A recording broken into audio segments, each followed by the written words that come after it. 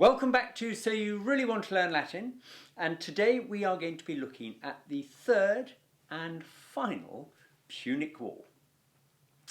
Now the Romans, although they defeated Carthage twice, continued to consider them a bit of a threat to their plans for kind of domination of the Western Mediterranean. And the Carthaginians kept kind of doing things that irritated them.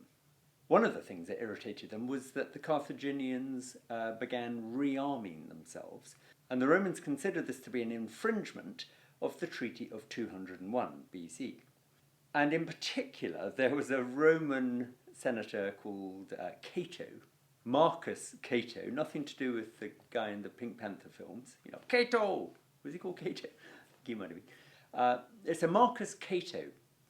He just continually ranted on and on about the Carthaginians. And he had this little phrase, delenda est Carthago. Now, at this stage in the course, you don't know what the hell that means, but it will become clear when you move on to the chapter in So You Really Want to Learn Latin on gerunds and gerundives, in particular gerundives. But for now, I'll tell you what it means. It means Carthage must be destroyed. And he had this habit of saying this every day. Whenever he made a speech in the Senate, he would always end it, delenda est Carthago.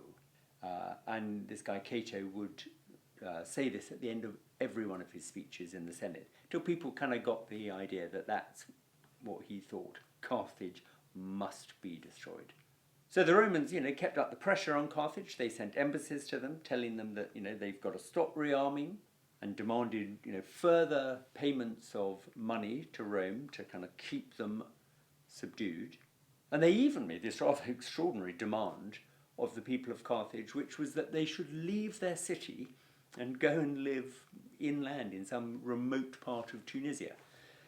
Extraordinary demand, really. And the Carthaginians initially sort of did what they were told, but then they did a U-turn and they moved back into the city. And, rightly so, to be fair, it was their city.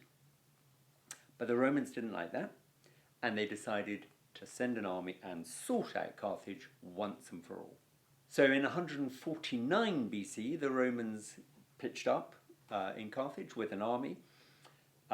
And the trouble is they found it rather hard to make any progress because the Carthaginian defences were really strong and the Romans just, couldn't break through. They were constantly being attacked in the rear by Carthaginian guerrillas, and it was all kind of going a bit wrong.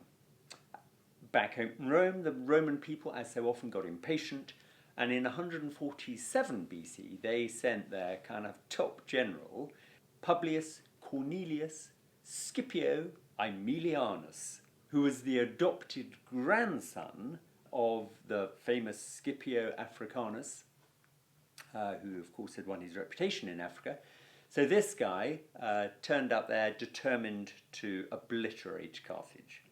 He launched a vicious attack on the city, broke through the defences, and after a week of hand-to-hand fighting, he eventually pinned all of the survivors in the citadel.